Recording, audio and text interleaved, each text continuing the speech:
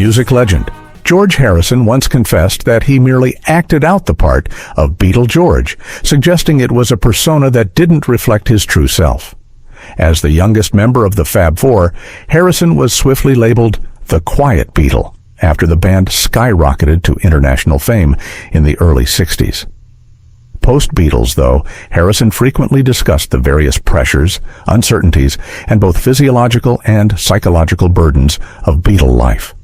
His salvation, his sense of grounding, was found through spirituality and the catharsis of creating new music, much of which he stashed away for future use. In a candid conversation with David Wigg for a BBC Radio 1 program in October 1969, Harrison expressed readiness to leave the Beatles behind.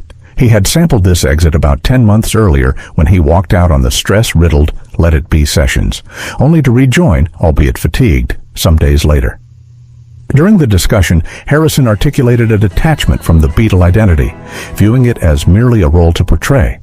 He stated, "All I'm doing, I'm acting out the part of Beatle George, and, we're all acting out our own parts. The world is a stage, and the people are the players. Shakespeare said that, and he's right."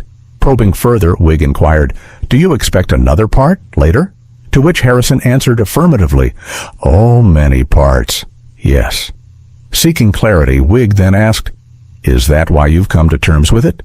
Harrison answered, "Yes, because you just do whatever you can do. I mean, even if it's being a Beatle for the rest of my life, it's still only a temporary thing. And, really, all we did was get born and live so many years, and this is what happened. I got born seemingly to become Beatle George, but it doesn't really matter who you are or what you are, because that's only a temporary sort of tag for a limited sort of period of years."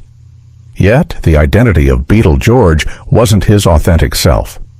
As per Rolling Stone, Harrison once insisted, "The Beatles exist apart from myself. I am not really Beatle George.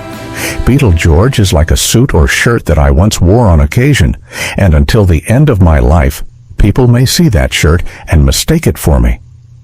Rolling Stone magazine reflected on the enigmatic nature of Harrison, noting, "Harrison was many things, including a master of understatement, but he was right to point out that his true character remains elusive. He was one of the most famous men in the world, but he loathed superstardom.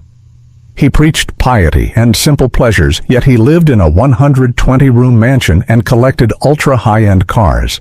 His studious facade belayed a brilliant sense of humor, which led him to produce some of the greatest comedies of all time. The songs he wrote focused on both the glory of God and the petty annoyances of day-to-day life." In an intimate 1979 conversation with Rolling Stone, Harrison expressed a definitive stance on his Beatles past, saying he never wanted to revisit being a Beatle. "Not in this life or any other life," he declared.